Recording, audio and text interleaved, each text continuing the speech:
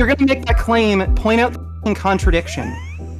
Where's the contradiction in my belief? Oh, you're okay with carnivores. Where's the contradiction?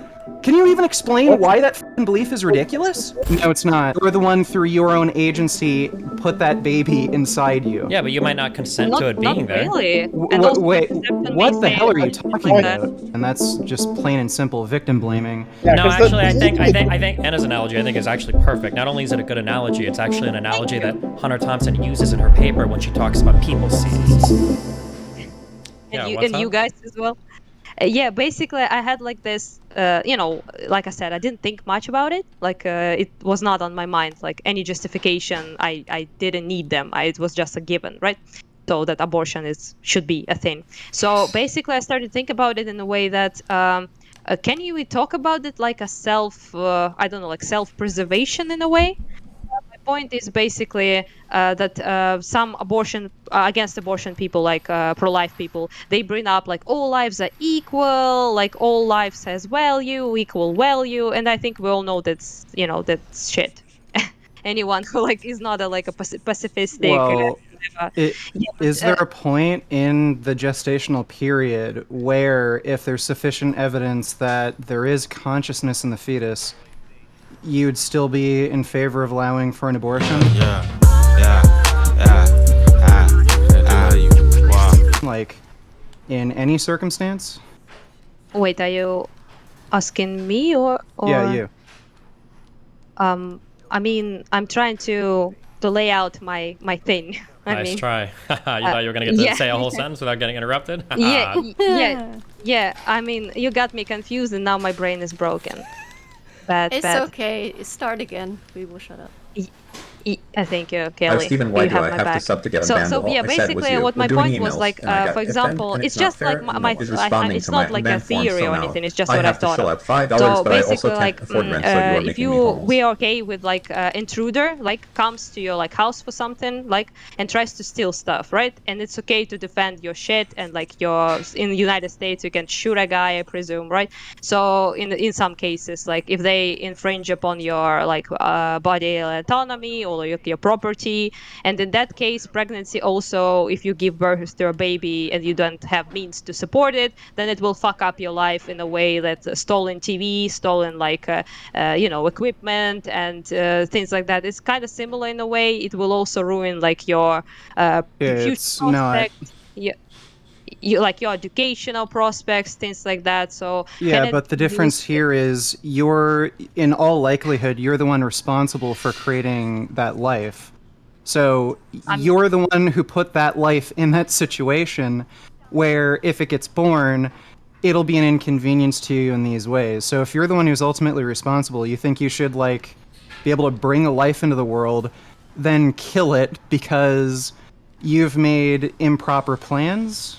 How do you feel about rape and Vegain Gains? Well, no, in cases of rape, absolutely, abortion should be allowed. Then you don't really care about life, then, do you? But mostly people are against that as well, who are pro-life. Sorry, what's the contradiction? Well, it's still a life. Rape baby's still a life. I'm not saying I care about life necessarily. I'm just asking you, what is the contradiction? Well, I mean if you primarily care about life, you wouldn't care about the rape. I didn't say I primarily care about life. That's what pro-life say. So again, what's the contradiction?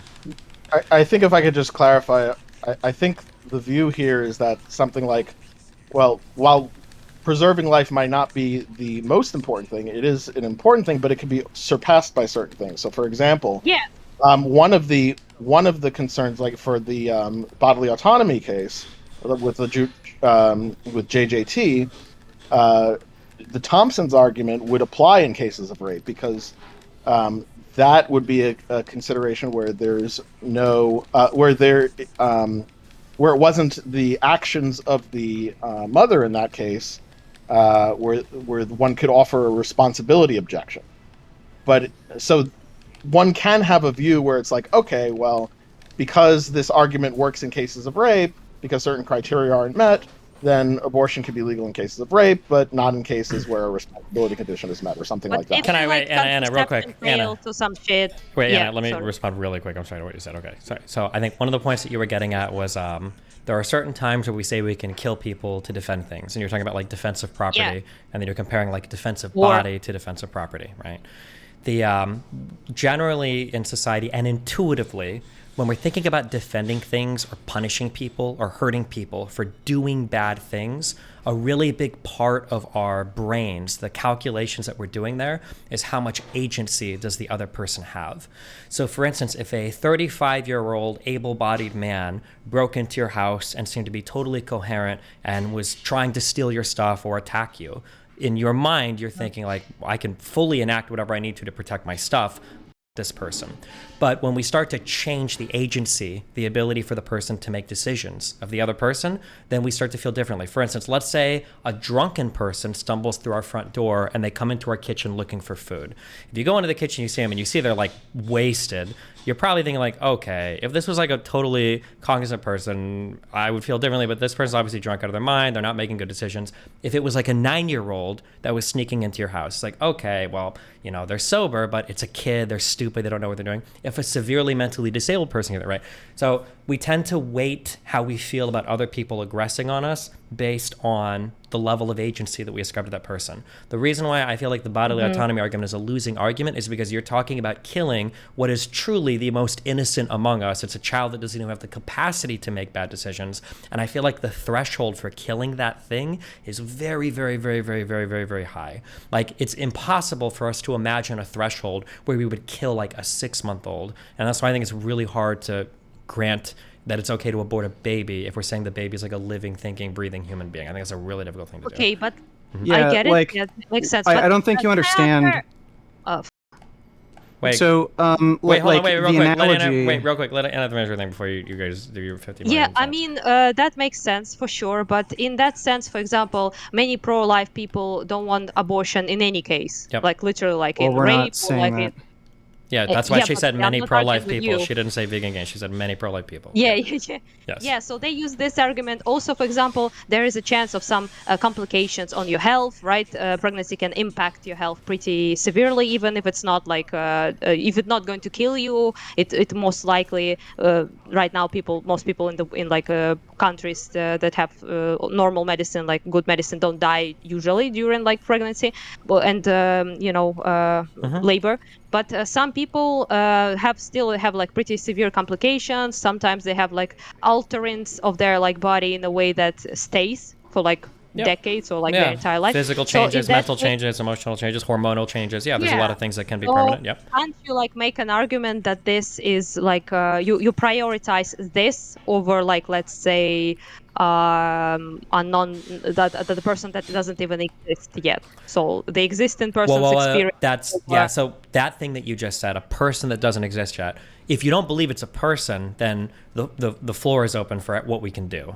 But if you do believe that it's a human being, baby entitled to life, now all those things that you mentioned are important and they matter, but ultimately those are comfort things. It's not life or death, right? So if we're just talking comfort things, it's really, really hard to find a huge comfort thing. A huge comfort, I agree, but it's really hard to find a comfort point where we can kill a child, right? That's just such a high threshold to me, and I think. So let's say with future technology, let's say with future technology, you wouldn't necessarily have to have a child in your womb.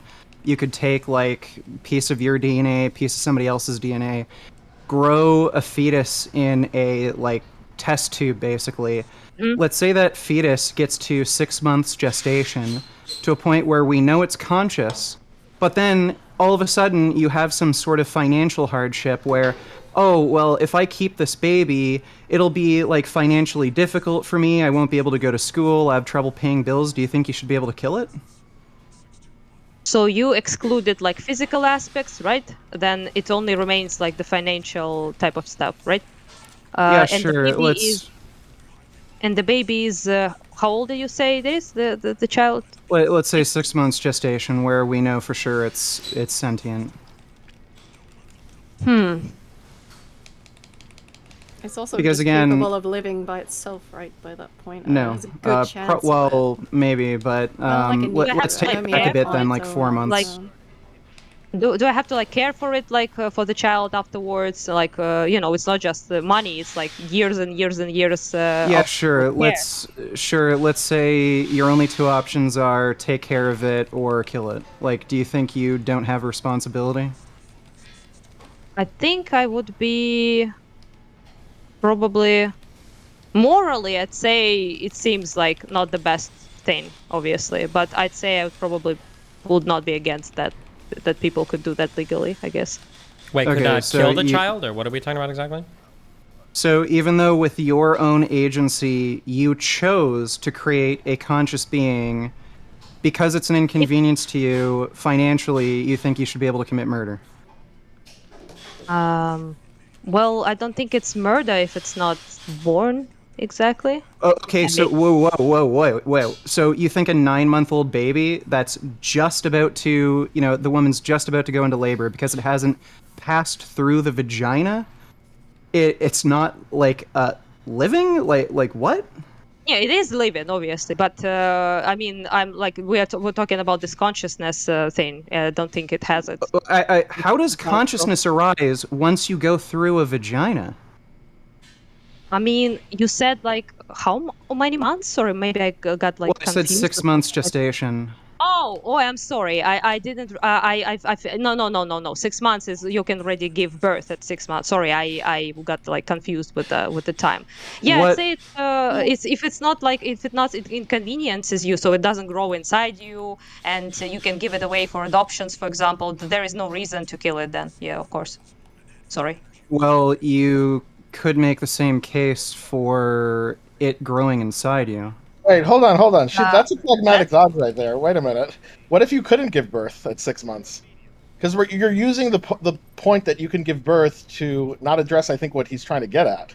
What he's trying to get at is like, would you value this thing to the point that you wouldn't kill it if you had to continue gestating it? Not that it's the point is not whether like, oh, I have some sort of pragmatic way out of this hypothetical. So let's just wand that away. What if you couldn't give birth at 6 months? Yeah, I meant it's way too late. It's obviously like developed and stuff. That's what I meant. So if it's like you would say one ought continue the pregnancy. Yeah, and abortion legally as well. I mean, sorry, you confused the fuck out of me. You mean like people, if you have to like, I have a different opinion on it. If it's growing inside your body, then it's a different story. But Vegain Gains hypothetical was it's not growing inside your body. So in that case, there's no reason to kill it, in my opinion. That's what I meant. Wait, maybe I misunderstood the hypothetical. Richard, yeah, go ahead. Yeah, so if I could clarify, like, the reason I made the hypothetical of you creating a baby in a test tube is to further point out that through your own agency, you're the one who created this life. Maybe you made a bad decision, you didn't think through, maybe it was thought out, it could be anything. But through your own agency, you're the one that created that life that eventually became sentient. Now, if your agency is what created sentient life, you think you should just be able to murder a sentient being because it's inconvenient to you, even though you're the one who created that problem in the first place? From the man that's okay with killing all carnivores, by the way. No. Okay, again, if you're going to make that claim, point out the fucking contradiction.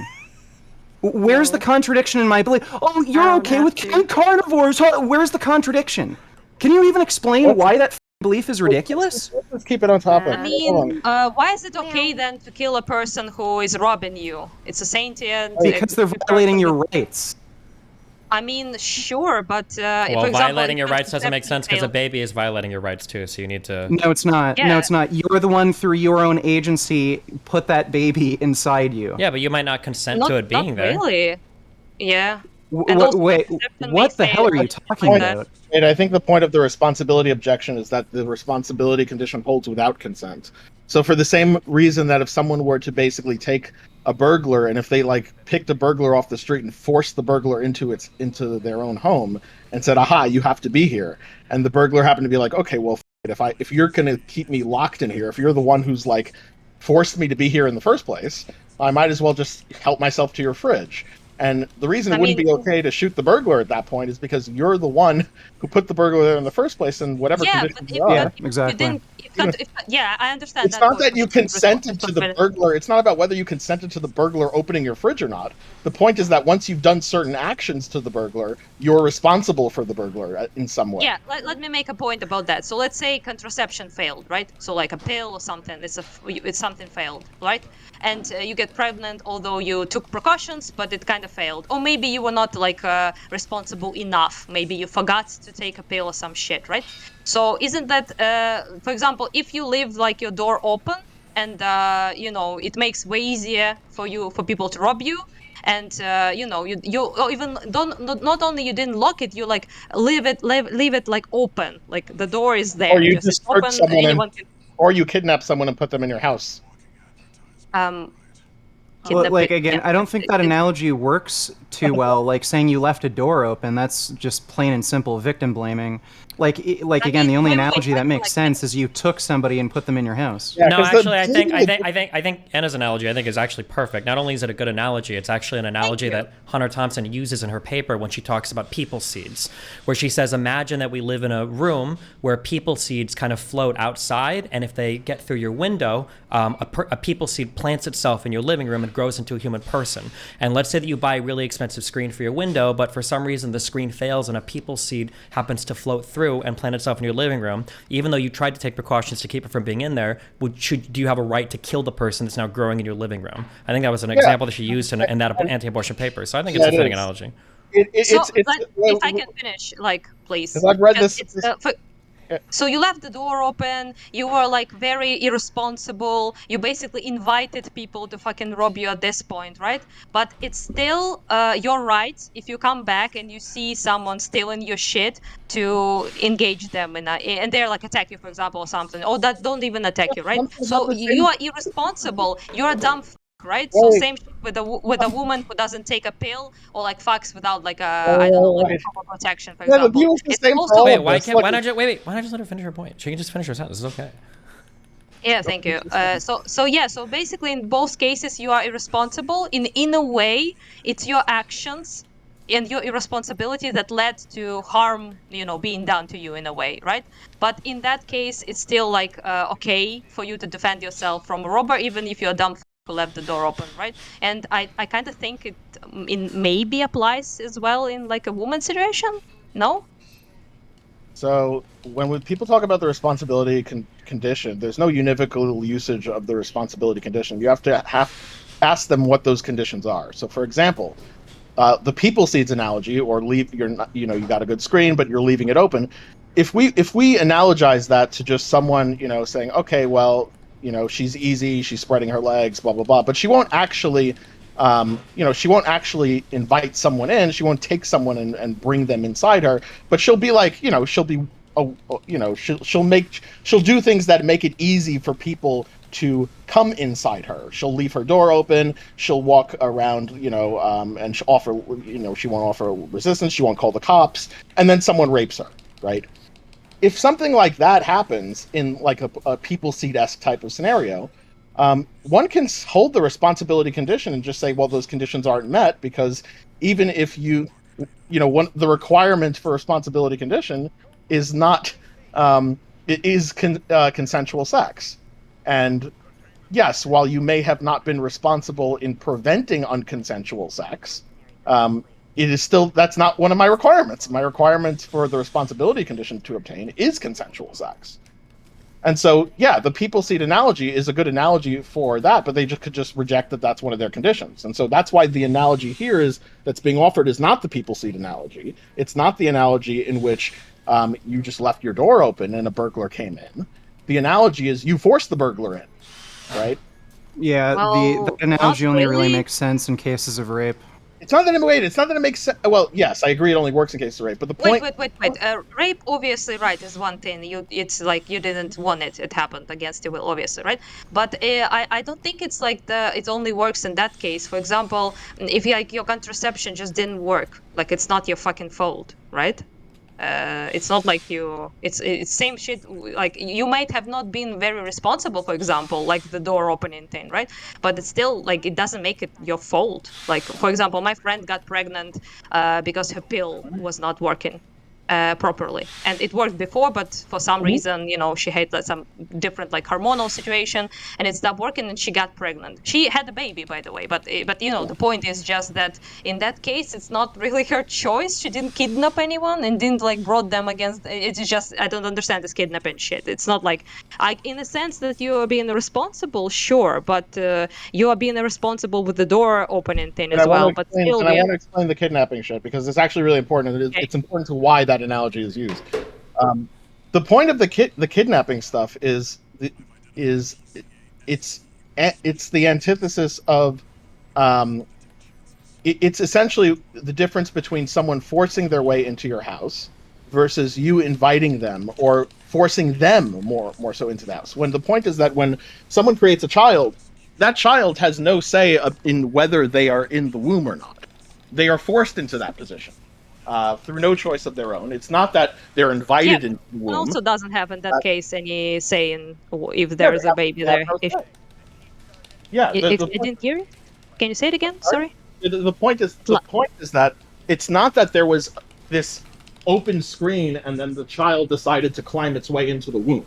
What happened was that there was a consensual action taken by the person who but had not to get a baby. What? To sex, not to sex, not to pregnancy. Yeah, no, I didn't say to an action that has some probability of forcing a baby in the womb, right?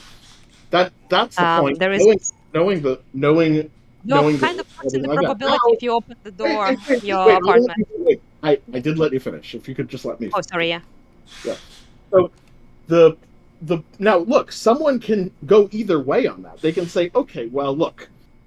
Someone can have a view and say, all right, look, if there is a certain amount of precautions that were taken, then that's enough to absolve you of the responsibility, even if the pregnancy obtains.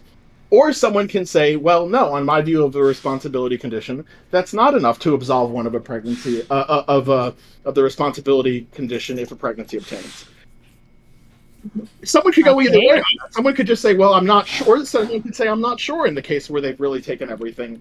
But it's overdetermined, surely, in the case where they haven't been doing that, where they haven't taken birth control, they haven't taken polyfig. By the way, the majority of pregnancies in the United States are not from highly effective birth controls. And the majority of abortions that take place are also not from pregnancies. Yeah, sure, but there is like a pretty big percentage of abortions, and as far as I'm concerned, like pro-life people generally want to ban like pretty much everything, right? So whatever, it's like even some cases like rape scenarios and shit like that. So I presume I don't know why you're bringing that up when that's not our position. Like you're debating us. I'm not arguing with She didn't say it was your position. She literally just said generally. Yeah, who cares? Then why even bring that up? Hell? What is wrong with you, Vegain Gains? Because I wanted to talk to Steven about pro-lifers' arguments. Who cares? You're debating us. We do. You can off if you don't like it. I'm not debating us, but we are having a conversation. The point I'm trying to make here is that the good proportion argument. That's what I'm doing. The point I'm making here is that there is an objection called the responsibility objection.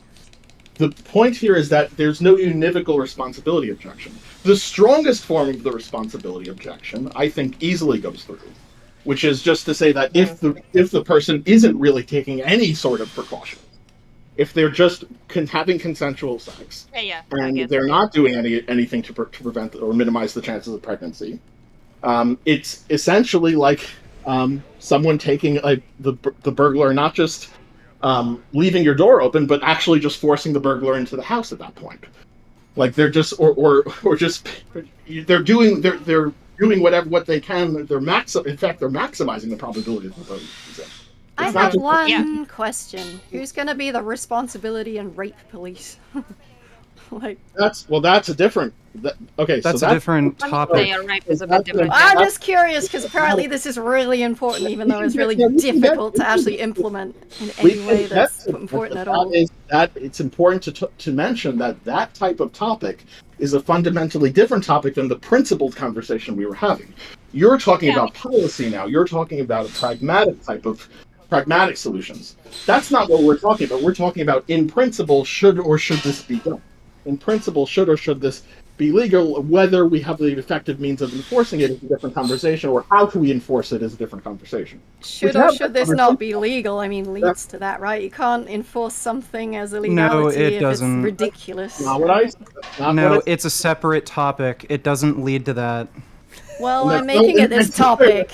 I'm making it this topic because it is important. Well, why don't you do us a favor and stop chewing on your food? I was here before you fuck. No, you like weren't. it or leave. You people. So, to be clear, I didn't say we do not have effective ways of enforcing it. I said to the degree that we have effective ways, we may or may not have effective ways to enforce it, and having a conversation about what the most effective way and efficacious way, while maintaining some form of justice. Excuse me. While maintaining some form of justice is a conversation that can be had. It's just a different topic. That's what I'm saying. And I'd like to stay on one topic and finish it before we go on another topic. We can have that conversation. I just don't want a conversation to be derailed. That's all. Again, what seems to be like the problem with this type of argument that I brought up is that it's hard to determine like responsibility basically level, and people can say, well, you're responsible like either way if you have like sex basically. You kind of like consent into the probability of it ending up in pregnancy, right? Which I kind of that's not. To be clear, that's not the responsibility. The point of the responsibility condition is exactly opposite that. It's that consent is not required. I see. It's that there are conditions that, if met, it doesn't matter if you consent to it or not. You're responsible for it. Well, I kind of like don't agree with that one, but no, I understand you don't agree with it, but I'm just clarifying what the argument is. I understand. Yeah, the point is, I understand. Yeah, it makes sense. Yeah, think about it a bit, I guess. And I think I don't know about Avi, but my position would be as long as sex is consensual and you get to a point in gestation where the fetus is sentient on principle, you probably shouldn't abort outside of like maybe other extreme cases like risk of death to the mother. I see. Yeah, so you're pretty much pro-life in all cases, aside from like then it's risk of health to. No, he may be pro-choice in the majority of cases, actually, depending on when the fetus becomes sentient. Yeah. I mean, Vegain Gains. Do you think it's at like 8 weeks, like Avi? Sentience. Maybe. I'm not really either. Represented again. I'm going to respond if I'm misrepresented. I didn't say it begins at 8 weeks, or I didn't say I think it begins at 8 weeks. I say that's the mark where I draw the precautionary principle. Yeah, I'd probably draw the precautionary principle at about 12 weeks, probably a little later. But right, so he's pro-choice. Then he's pro-choice in the majority of abortions, by the way. I mean, yeah. That most abortions are like pre-12 weeks. Majority, or how we draw that line exactly? I mean, 8 weeks is like about. You say, this is my line. And imaginary line they draw with a crayon. Yeah, so it's not something easy to do. There's a gray area. Just like I don't know how a pond, how many drops of water it takes for a pond to become a lake. Well, by the way, if you're gonna claim you draw an imaginary line, do you think you should be able to again abort a 9-month-old baby that's just about to be born? Like, what imaginary line do you draw? Obviously not, because it's capable of leaving. Yeah, so if you're going to make that claim, you're drawing an imaginary line, then how is that not imaginary? We know what kind of level of fetus can our survive position, outside of the womb. I don't understand how our position is any more arbitrary or imaginary than yours. Because we can take it out and see if it lives. Yeah, there's many. Wait, but that has nothing to do with our position. That really has nothing to do with. It's my position. That's one the point. Wait, but no. The point in response to this line of attack is that there's some sort of arbitrary line being drawn. We draw arbitrary lines for precautionary principles among continuous variables all the time, right? The age of consent is an arbitrary line. The making fun of you part was the part where I said it was with a crayon. Okay. No, I under. Well. I mean, can I say, like, I agree we like determine things arbitrarily like all the time, but isn't like this the argument can be then used that we determine like the value of people's life in certain scenarios higher than others as well. For example, like women will be allowed on a like in an extreme situation on a boat above men, right? So in that case, we value women's life higher than men. And same shit, for example, in war. So this is also kind of can't be arbitrary, right? So why can't I value then the comfort of already living, like existing person over the, you know, the there's nothing you can. The claim here isn't that you are not able to value things. You can value all sorts of things. You can value the indiscriminate murder of adults. Yeah, I mean, like you said, your line is arbitrary, and but I'm not claiming same as this. No. Yeah, but that's not being disputed right now. But that's not a point in contention. I'm fully willing to grant subjectivism about morality. I'm not claiming any form of objective morality. I mean, it is mine. I'm trying to make like an argument that you can value women's comfort and health and shit like that higher. That can be done on an anti-realist view. That doesn't. We don't need objective morality for that. The point here is that there are certain arguments and there are certain principles that may be appealing to a majority of people, or at least a plurality of people, and that might be persuasive to them. There's no requirement that someone take on a view that morality is objective in any way in order to deliver those arguments. If that's not persuasive to you, if you just have different values, fair enough, that's fine. Mm-hmm. But I think a lot of people would hear certain, at least the strong forms of the responsibility objections, especially in cases where they're really overdetermined, and they would resonate with that. You may not, but I think a lot of people do. Yeah, maybe. Yeah, sure. Oh, my brain is soup. Thank you. Probably gonna go. You gotta be responsible, Anna. You gotta be responsible. I mean, I am plenty responsible. Yeah. Wait, what was there? Did you have like one big question or whatever? I guess because this kind of got pretty muddied. Or I guess for Molly. Yeah, I forgot like literally everything I wanted to say at some point. Yeah, so I remember. I remember. Yeah, my question you was to know basically about his consciousness. No, sorry, keep going. Yeah, I mean. Yeah, I think that. I wanted like. Go ahead. Yeah, sorry, Steven. Yeah. Oh, sorry. It's just lagging a bit on my end. But I wanted to ask, like, basically, I mean, we had this whole conversation, so it made me think about things as well, obviously. But I wanted basically to ask, like, about the consciousness thing. Like, it's, sounds pretty, like, disputed and, like, arbitrary in a way. So I pretty much just wanted to know why you choose that, exactly that as your argument, and why couldn't you use, for example, my thing, which basically what I wanted to talk about. Sure, gotcha. I think just as a very quick thing, and we can talk about this later if you want, is that when it comes to abortion, I think the first rule or the first thing you have to figure out is like when is a life like a thing worth protecting, because that's really important. Because if we decide that it's like a life at 9 months, then abortion is a really easy question. You should be able to have as many abortions as you want, as many times as you want, as long as the child's not born yet, right? But if we think that the child is like a human before birth, well, we probably need a reason, why do we think it has rights or protections before that? And then if we want to have abortion still, we have to think of like, what are some things that we can do to overcome somebody's right to life? And we can imagine a few of those things. One can be punishment for a severe crime. One can be self-defense of extreme bodily autonomy. So if somebody's coming to murder me or chop my arm off. That was basically what I was trying to go by, yeah. Yeah, those are like the two things. Yeah. Well, we can chat about it next time, okay?